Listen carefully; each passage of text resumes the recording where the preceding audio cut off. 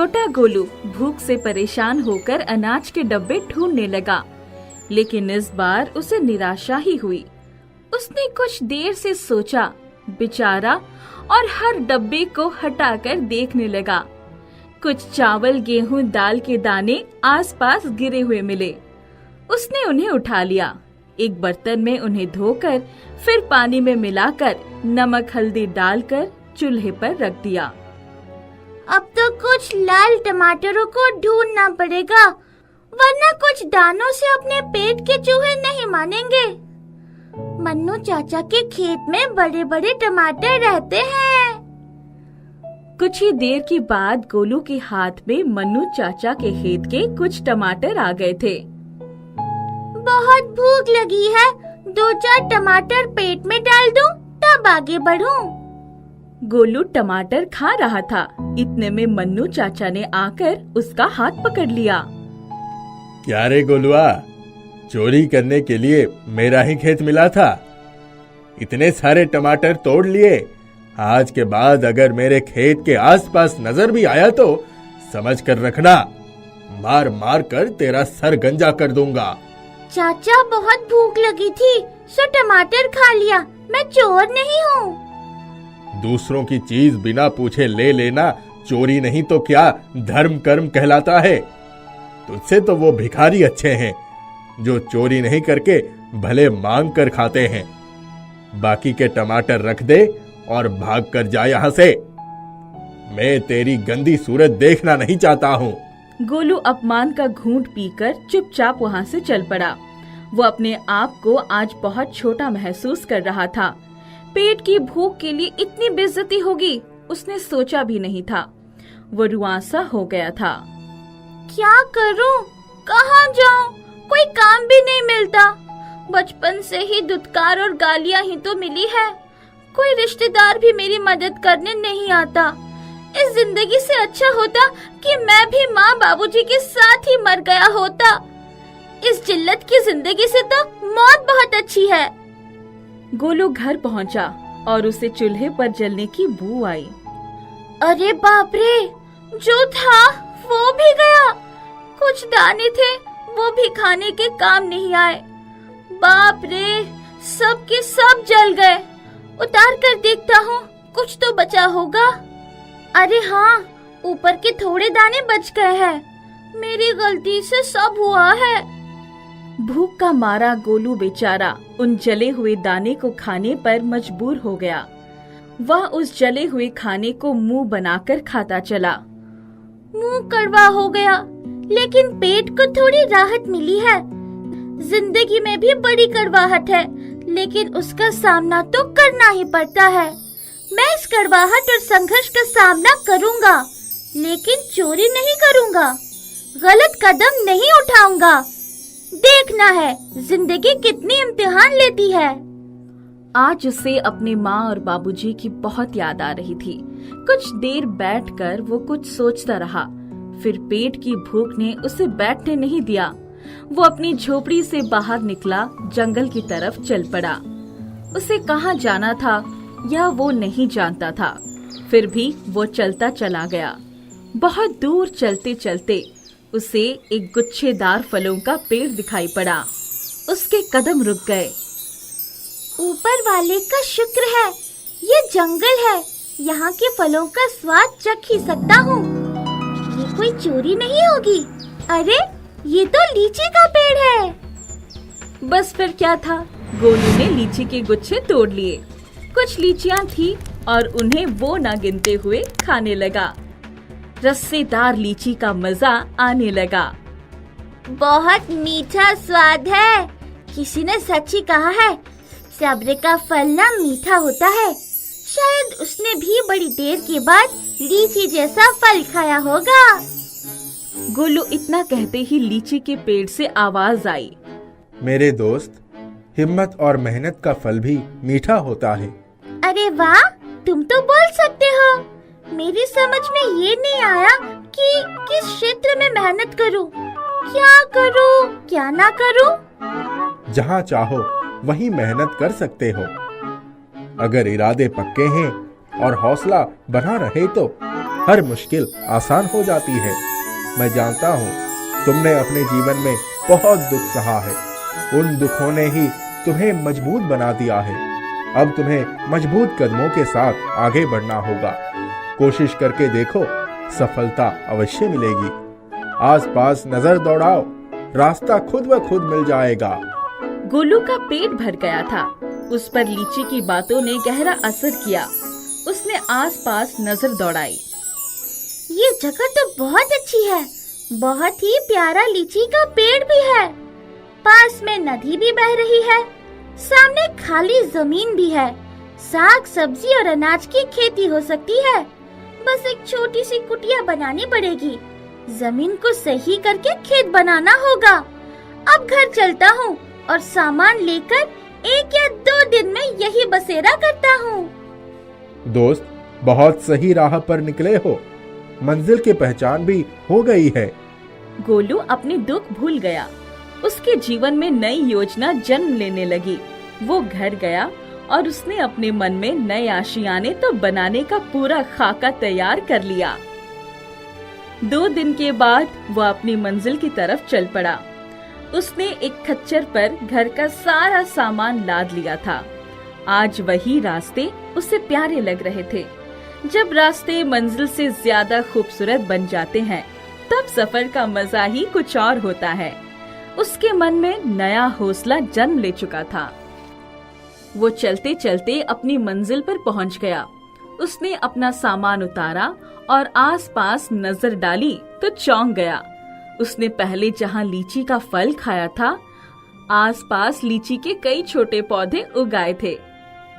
अरे, इतनी जल्दी लीची के बीज से पौधे बन गए और बड़े भी हो गए।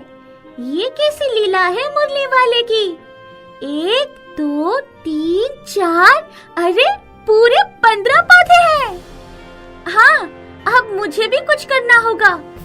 हिम्मत दे मर्दा तो मदद है खुदा। अब मैं इन सभी पौधों को सम्मान की जगह पर लगा दूंगा। एक दूसरे के बीच में दूरी बनी रहेगी तो ये फलेंगे और बहुत सारे फल भी देंगे। गोलू ने बड़ी मेहनत करके लीची के सभी पौधे अलग अलग जगहों पर लगा दिए। उसने अपने रहने के लिए एक छोटी सी कुटिया भी बना दी। इसके बाद उसने मुड़कर देखा तो बड़ा लीची का पेड़ बहुत सारे फलों से लद गया था। प्यारे दोस्त, तुमने मेहनत की है तो फल अवश्य मिलेगा। मैं जमीन को सही करके खेत बनाना चाहता हूँ। चारों तरफ सिंचाई का इंतजाम करना चाहता हूँ, लेकिन मेरे पास साधन नहीं है, औजार नहीं है। मेरे दोस्त, मेरे फल किस दिन काम आएंगे? यही तुम्हारे लिए राह बनाएंगे। समझ गए? समझ गया दोस्त, सब कुछ समझ गया। जिसके सर पर तुम्हारे जैसे दोस्त का हाथ हो, उसकी हर मुश्किल आसान हो जाएगी। गोलू ने बहुत सारे लीची के फल तोड़े और बाजार में ले जाकर बेच दिया। बहुत ही उम्दा लीची होने के कारण भाव भी बहुत अच्छा मिला। गोलू ने अच्छा औजार खरीदे और कुछ घर का सामान खरीदा और खच्चर पर लादकर अपने निवास स्थान के पास चला आया। गोलू ने आसपास की जमीन को खेती लायक बनाना शुरू कर दिया और दूसरी तरफ लीची के छोटे छोटे पौधे बड़े होने लगे। वो बहुत ही जल्दी तैयार हो गए। वो दिन भी आ गया जब सारे लीची के पेड़ बहुत सारे फलों से सज गए। दूसरी तरफ गोलू ने साग सब्जी और अनाज की खेती भी की। उसे व्यापार में अच्छा खासा लाभ होने लगा और माली हालत सुधरने लगी। उसने एक शेरू नाम का कुत्ता भी पाल लिया। एक दिन जोरों की बरसात होने लगी। चारों तरफ पानी ही पानी नजर आने लगा। पास की नदी में बाढ़ आ गई और बाढ़ का पानी गोलू के घर तक आ गया। शेरू भौंकने लगा। गोलू घर के बाहर आ गया। अरे बाप रे, इतना पानी, सब कुछ डूब गया। चलो शेरू, यहाँ से निकलने में ही भलाई है। गोलू अपने खच्चर और शेरू के साथ वहाँ से चल पड़ा। लीची के पेड़ ने पास में एक ऊंचा टीला बना दिया। गोलू, सबके साथ टीले पर विश्राम करो। प्रकृति के कोप से मत डरो, सब कुछ ठीक हो जाएगा। दूसरे दिन गोलू ने देखा तो उसकी कुटिया पानी में बह गई थी। वहाँ कुछ भी शेष नहीं था। सारी फसल बर्बाद हो चुकी थी। हे भगवान, ये क्या हो गया? सब कुछ मिट गया। सारी मेहनत पर पानी फिर गया। सारी बचत की हुई दौलत भी बह गई। शायद इसलिए यहाँ लोग बसेरा नहीं करते। अब सब कुछ कैसे ठीक हो जाएगा? गोलू ने लीची के पेड़ की तरफ आशा भरी दृष्टि से देखा। वहाँ से रोशनी आई। दूसरे ही पल गोलू के लिए एक शानदार घर तैयार हो गया। शेरू आसपास दिखाई नहीं पड़ रहा था। शेरू, कहाँ चले गए? अब तो घर भी बन गया। इतने में गोलू ने शेरू को अपने मुंह में एक पोटली लटकाए आते हुए देखा। गोलू ने दौड़कर वो पोटली ले ली। उसकी बचत की सारी कमाई उस पोटली में ही तो थी। वाह मेरे शेरू, तुमने तो कमाल कर दिया। फिर से माला माल कर दिया। मेरे दोस्त गोलू, चारों तरफ नजर दौड़ाओ और लीची के फलों को बाजार पहुंचाओ। बड़े व्यापारी तुम्हारा रास्ता देख रहे हैं। गोलू ने देखा सामने व्यापारी गाड़ी लेकर लीची लेने के लिए और पैसे देने के लिए खड़े हो गए हैं। हाँ दोस्त, मुश्किल आती है लेकिन उनके बीच से ही राह भी निकल आती है। तुम्हारे कड़े संघर्ष के छालों ने ही तुम्हें बुलंदी पर पहुंचाने की राह बनाई है। गोलू दौड़ता हुआ गया और प्यार से लीची के पेड़ से लिपट गया। ख्याति एक अनाथ बच्ची थी। छोटी सी उम्र में ही उसकी माँ ने उसे एक अनाथ आश्रम के पास छोड़ दिया था और खुद आत्महत्या करके इस दुनिया से विदा हो गई। दरअसल ख्याति एक बिन ब्याही माँ के कोख से जन्मी बच्ची थी। समाज के डर के मारे उसने ये कदम उठाया था। ख्याति की मौसी लता को जैसे ही पता चला कि वो एक अनाथ आश्रम में है, वो उसे वहां से निकालकर अपने साथ अपने घर ले आई। लता के हाथों में बच्चा देख लता का पति सुधीर आश्चर्य में पड़ गया। ये बच्ची किसकी है? तुम कहाँ चली गई थी? सुबह से मैं तुम्हें ढूंढ रहा हूँ। ये बच्ची मुझे रास्ते में पड़ी हुई मिली। उसे रोता देख मुझसे रहा न गया और मैं उसे अपने साथ ले आई। लता अपने पति से झूठ कहती है क्योंकि वो नहीं चाहती थी कि उसकी मरी हुई बहन का नाम बदनाम हो। अच्छा हुआ तुम इसे अपने साथ ले आई। बेचारी बच्ची कितनी मासूम है। न जाने कैसी निर्दयी माँ है जिसने ऐसी फूल सी बच्ची को सड़क पर मरने के लिए छोड़ दिया। सुधीर और लता ख्याति को अपनी बेटी की तरह पालने लगे। कुछ ही समय में ख्याति उनकी लाडली बन गई। एक दिन लता श्रृंगार कर रही थी, तभी नन्ही ख्याति ने अपने लड़खड़ाते कदम से अपनी माँ के पास आई और वहाँ रखा हुआ नेल पॉलिश लेने लगी। उसकी ऐसी मासूम हरकत देख लता मुस्कुराए बिना नहीं रह सकी।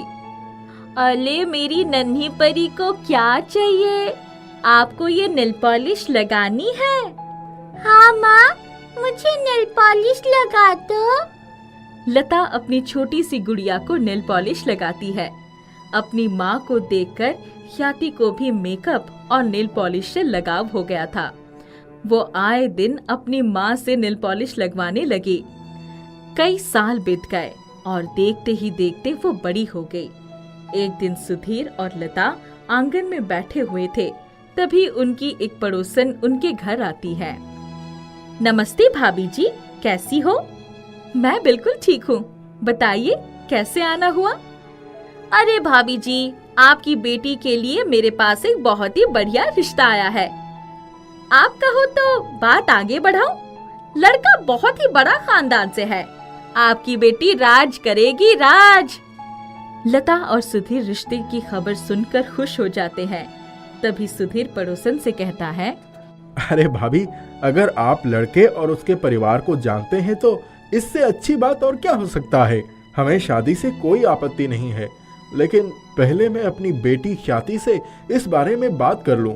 उसे कोई आपत्ति तो नहीं है तो हम उसकी शादी करवा देंगे। सुधीर और लता अपनी बिटिया ख्याति को रिश्ते की बात बताते हैं। ख्याति अपनी माता पिता की हर बात मानती थी। आप लोग तो जानते ही हो कि मैं आपकी कोई भी बात को नहीं टालूंगी। वैसे भी आज तक आप लोगों ने मेरे लिए जो कुछ भी निर्णय लिया है वो हमेशा सही ही रहा है, तो शादी जैसे महत्वपूर्ण निर्णय आपने कुछ सोच समझकर ही लिया होगा, इसलिए मुझे ये रिश्ता मंजूर है। हमें तुमसे यही आशा थी।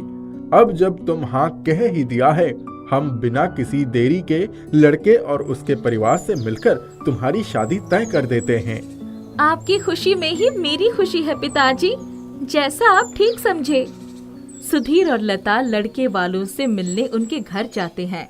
वहां जाकर उन्हें लड़का और उनका परिवार दोनों ही बहुत पसंद आता है। वे तुरंत मुहूर्त निकालकर उनकी शादी पक्की कर देते हैं। कुछ दिनों बाद ख्याति की शादी हो जाती है।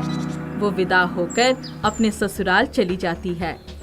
शुरू में ख्याति अपने ससुराल में काफी खुश थी, लेकिन धीरे धीरे उसे अपने पति रोहन की असलियत पता चलने लगी। रोहन को जुआ खेलने का बहुत शौक था और वो रोज रात दारू पीकर घर आता और ख्याति को मारता था। एक दिन अपने जुए की लात के कारण रोहन अपना सब कुछ हार जाता है। रोहन की माँ को इस बारे में जानकारी मिलती है। मुझे तुझे अपनी माँ कहते हुए शर्म आ रही है। 1000 बार समझाया था तुझे कि ये सब बुरे काम छोड़ दे, ये सब चीजें तुझे सिर्फ ले डूबेगी, लेकिन तूने मेरी एक ना सुनी। रोज रात आकर मेरी बहू को मारता पीटता है। तू निकल जा यहाँ से। तूने तो हमें कहीं का नहीं छोड़ा। तेरी वजह से हमारे सर से छत भी चली गई। अब क्या हमें मार कर ही दम लेगा? मुझे माफ कर दो माँ, मैं नशे में था। मेरे दोस्त ने चालाकी से मुझसे मेरा सब कुछ छीन लिया। आज मेरी लत के कारण मैंने अपना सब कुछ गवा दिया। अब मैं आप लोगों को गवाना नहीं चाहता। मत रोइए, आपने जो कुछ भी किया वो सब नशे में किया। अब से आप कसम खाइए कि आप ये सब बुरी आदतें छोड़ देंगे और अपने काम में ध्यान लगाएंगे। आज हमारे सब कुछ छीन गया है, लेकिन हमें हार नहीं माननी चाहिए। हम फिर से सब कुछ हासिल कर लेंगे। जैसे तैसे रोहन रहने के लिए एक लकड़ी की झोपड़ी बनाता है। रहने को छत तो मिल गई, लेकिन घर में अन्न का एक दाना भी न था। ख्याति ने अपनी इस हालत के बारे में अपने माता पिता से कुछ भी नहीं बताया। रोहन काम की तलाश में दर बदर भटकने लगा। वो तलाश करते करते थका हारा एक कुएं के पास बैठ अपने आप को कोसने लगा। हे भगवान, ये मैंने क्या कर दिया? कहाँ मैं एक आलीशान घर में रहता था और कहाँ आज एक झोपड़ी में रह रहा हूँ। आज मेरी वजह से मेरी माँ और पत्नी को भी कष्ट उठाना पड़ रहा है। हम अपना पेट काट काट कर अपना जीवन व्यतीत कर रहे हैं। मेरे जैसा नालायक पति और बेटा भगवान किसी को ना दे। रोहन बहुत पछता रहा था। उसको रोता हुआ देखकर अचानक एक आवाज आती है। क्या हुआ बेटा, तुम इतना क्यों रो रहे हो? रोहन वहाँ देखने लगा। अरे यहाँ वहाँ क्या देख रहे हो? मैं तुम्हारे पीछे से बोल रहा हूँ। कौन है आप? आप मुझे दिखाई नहीं दे रहे हैं। जरा मेरे सामने तो आइए। अरे तुम जिसके पास में बैठे हो, मैं वहाँ से बोल रहा हूँ। रोहन पीछे देखता है तो उसे कुआं दिखाई देता है। यहाँ तो कोई नहीं है सिवाय एक कुएं के, और ये आवाज तो कुएं से ही आ रही है। सही पकड़े, मैं कुआं ही बोल रहा हूँ। मैं एक जादुई नेल पॉलिश कुआं हूँ। मैंने तुम्हें रोता हुआ देखा तो सोचा कि तुमसे इसका कारण पूछ लूं। रोहन जादुई नेल पॉलिश कुएं को सब कुछ बता देता है। सारी बात सुनकर पहले तो जादुई नेल पॉलिश कुएं को बहुत गुस्सा आया। फिर उसने रोहन का पछतावा देख उसकी मदद करने की सोचने लगा। तुमने अब तक बड़ी गलतियां की है, लेकिन तुम्हारी धर्मपत्नी का पुण्य तुम्हें बचाने के लिए तुम्हारे आगे खड़ा है। इसीलिए मैं तुम्हारी मदद कर सकता हूँ। मेरी कुछ शर्त है। मेरी मदद से तुम्हें जो भी लाभ होगा उसे तुम गरीबों में भी बांटोगे और उनकी मदद करोगे। तुम सही राह पर चलोगे तो हमेशा सफल रहोगे। हाँ, मैं आपकी सारी बात मानूंगा और गरीबों की मदद करूंगा। तो ठीक है, मुझ में से तुम एक नेल पॉलिश निकाल लो और उसे अपनी नेक धर्मपत्नी के उंगलियों में लगा दो। फिर देखना चमत्कार। रोहन खुश होकर अपनी पत्नी के पास जाता है और उसे सारी बातें बता देता है। ख्याति रोहन के कहने पर वो नेल पॉलिश अपने हाथ में लगा लेती है। आपके कहने पर मैंने नेल पॉलिश तो लगा लिया, लेकिन इससे कुछ फायदा तो नहीं हुआ। कहीं आप दोबारा पी कर तो नहीं आए हो? अरे नहीं बाबा, मैंने कोई नशा नहीं किया है। मैंने तुम्हें जो कुछ भी बताया है वो सब सच है। अगर ये सब कुछ सच होता तो हमें कोई चमत्कार जरूर दिखाई देता। ये आपका कोई वहम होगा। आप वो सब बातें भूल जाइए और घर के बारे में सोचिए। ख्याति इतना कहकर घर के बाहर जाती है और साफ सफाई करने लगती है। वो जैसे ही झाड़ू लेती है, अचानक से देखती है कि घर अपने आप साफ हो जाता है। उससे यकीन नहीं हो रहा था कि ये सब कुछ कैसे हो गया। फिर वो बर्तन धोने जाती है। बर्तन छूते ही सारे बर्तन साफ हो जाते हैं। ख्याति अपने सास और पति को बुलाती है। क्या हुआ, क्यों बुला रही हो? अरे आपकी बात तो सच हो गई। सच में एक जादुई कुएं की नेल पॉलिश है। मैंने अभी जैसे ही झाड़ू को हाथ लगाया तो पूरा घर अपने आप ही साफ हो गया। अरे वाह, ये तो सच में चमत्कार हो गया। ख्याति अपनी झोपड़ी को छू लेती है। झोपड़ी छूते ही वो एक आलीशान महल में बदल जाता है। ख्याति और उसका परिवार ये चमत्कार देखकर बहुत खुश हो जाते हैं। धीरे धीरे उस जादुई कुएं की नेल पॉलिश की वजह से व्यापार में बहुत तरक्की होती है और वे लोग अमीर बन जाते हैं। रोहन गरीबों की मदद करने लगता है। वो बड़ा अमीर बन जाता है। कुछ दिनों के बाद दौलत से अंधा होकर रोहन गरीबों को भूल जाता है। उनकी धर्म पत्नी उसे समझाती है, लेकिन वो उसकी बात पर ध्यान नहीं देता। अचानक उसके व्यापार में घाटा होने लगता है। उसके पास रुपए पैसों की कमी हो जाती है, कर्ज बढ़ जाता है। ख्याति, अब क्या करूं? सारा व्यापार चौपट हो रहा है। मैंने तो आपको समझाया था, लेकिन आप नहीं माने। आप अपने वादे भूल गए और उसका यही अंजाम हो रहा है। आप नेल पॉलिश के जादुई कुएं के पास जाइए। रोहन जादुई कुएं से मिलने के लिए चला जाता है। उसे रास्ते में जो भी गरीब भिखारी मिलते हैं वो उन्हें रुपए पैसे देता हुआ चला जाता है। कुछ देर के बाद वो जादुई कुएं के पास पहुंच जाता है। रोहन, तुम अपना वादा भूल गए थे। तुम्हारी नेक धर्म पत्नी के कहने पर तुमने पुनः सही राह पकड़ ली है। अब उसे मत छोड़ना। ये लो, मैं तुम्हें फिर से एक नेल पॉलिश दे रहा हूँ। ये भी तुम्हारी धर्म पत्नी के लिए ही है। रोहन हाथ जोड़कर जादुई कुएं को धन्यवाद कहकर घर की तरफ चल पड़ता है। रोहन अच्छे कर्म करके और अपना वादा पूरा करते हुए एक बहुत ही कामयाब आदमी बनता है। वे गरीब और जरूरतमंदों की मदद करने लगते हैं। ऐसा लगता है रोहन और उसका परिवार एक अच्छी और सुखद जिंदगी व्यतीत करने लगता है। बहुत साल पहले की बात है। सुकन्या नाम की एक अध्यापिका को एक दूर दराज गांव की कन्या पाठशाला में पढ़ाने की नौकरी मिल गई। 2 कमरों की पाठशाला थी। 3 कक्षाएं अंदर चलती थी और बाकी की 2 कक्षाएं पाठशाला के प्रांगण में चलती थी। सुकन्या की कक्षा में कुल 5 लड़कियां पढ़ती थी। पहले ही दिन इतने कम छात्राओं को देखकर उन्हें आश्चर्य हुआ। बेटी सुनो, तुम्हारा नाम क्या है? मेरा नाम राधा है। राधा, ये बताओ इस कक्षा में कुल कितनी छात्राएं पढ़ती हैं?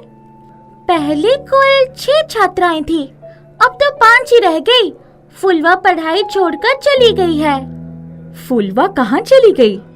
जी अपने ससुराल चली गई है। उसका विवाह हो गया। सुकन्या को बड़ा आश्चर्य हुआ। फुलवा की उम्र क्या थी? 10 साल की रही होगी।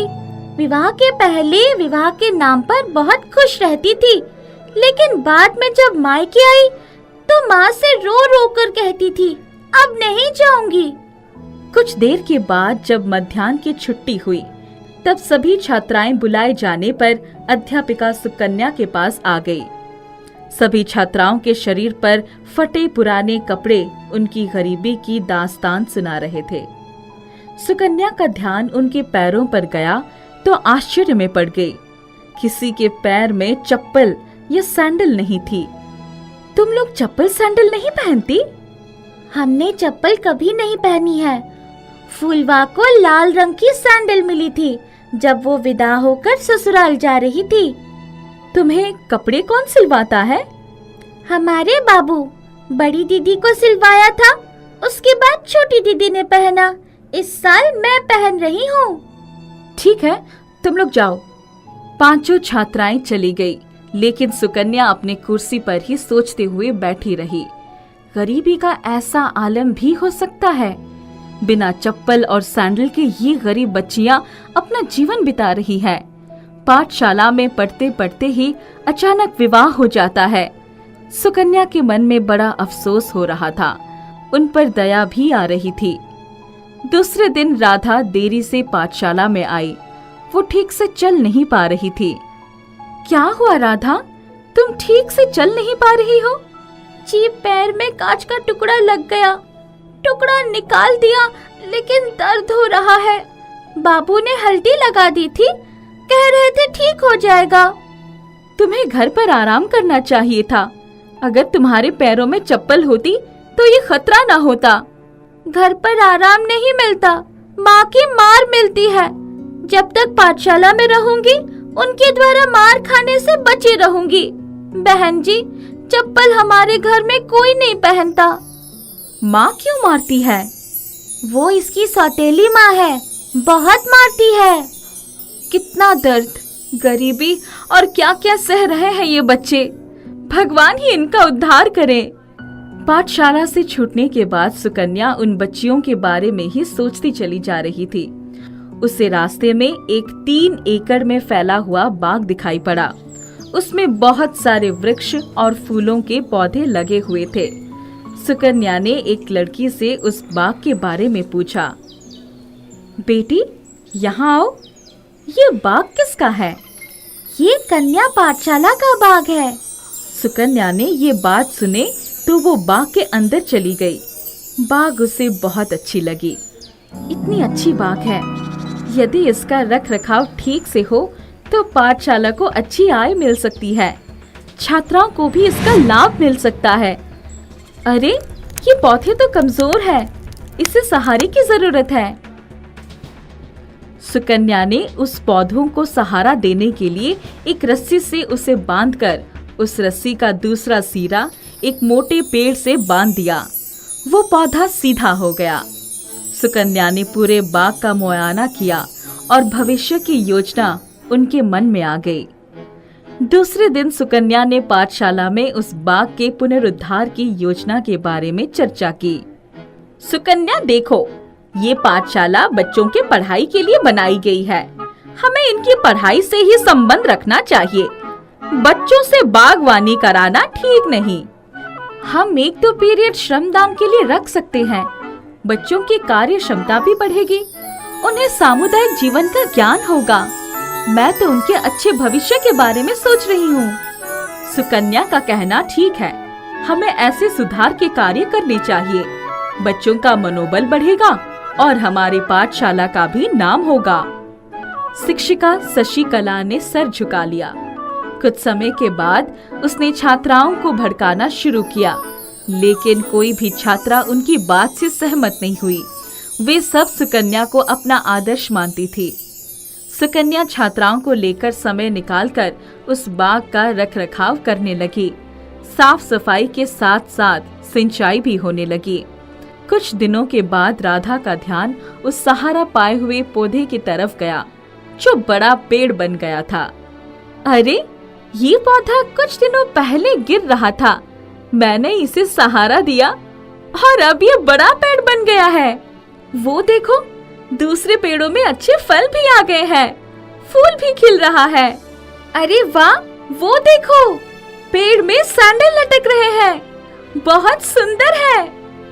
हाँ, ये तो सचमुच बहुत प्यारे सैंडल हैं। इतने में पेड़ से आवाज आई।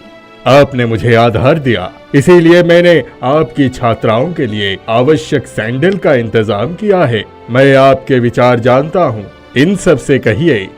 सुकन्या ने छात्राओं को इशारा किया और उन सब ने अपने लिए सैंडल पेड़ से ले लिया। राधा ने भी अपने पैरों में सैंडल पहन ली। मेरे पैर का घाव अभी ठीक नहीं हुआ है, क्या मैं सैंडल को पहनकर चल पाऊंगी? आप इसे पहनकर कदम तो आगे बढ़ाइए, इसके बाद इसका कमाल देखिए। राधा ने सैंडल पहनकर जैसे ही कदम आगे बढ़ाया, उसका जख्म का दर्द गायब हो गया। वो बड़ी खुशी खुशी चलने लगी। ये तो कमाल हो गया। ये तो वाकई कमाल है। ऊपर वाले ने हमारी सुन ली, हमें ये जादुई पेड़ मिल गया। इस बात के सारे फल और फूल आप लोगों के लिए है। आप बाजार में इन्हें बेचकर अच्छे पैसे कमा सकती हैं। उस पैसों से छात्राओं के जीवन में सुधार आ सकता है। सुकन्या और सभी छात्राएं ये सुनकर बहुत प्रसन्न हो गए। अब किसी भी छात्रा का पैर सूना नहीं रह गया। सबके पैरों में सुंदर सैंडल चमक रहे थे। सुकन्या ने सभी छात्राओं के साथ मिलकर बाग की काया पलट कर दी। बहुत सारे फल फूलों का अच्छा व्यापार शुरू हो गया। बहुत सारे धन की आय होने लगी। छात्राओं के लिए अच्छे अच्छे कपड़े, किताबें और कॉपियां खरीदी गई। छात्राओं को अच्छा खाना, अच्छा कपड़ा, अच्छी सुविधा और शिक्षा मिलने लगी। कन्या पाठशाला एक आदर्श पाठशाला बन गया।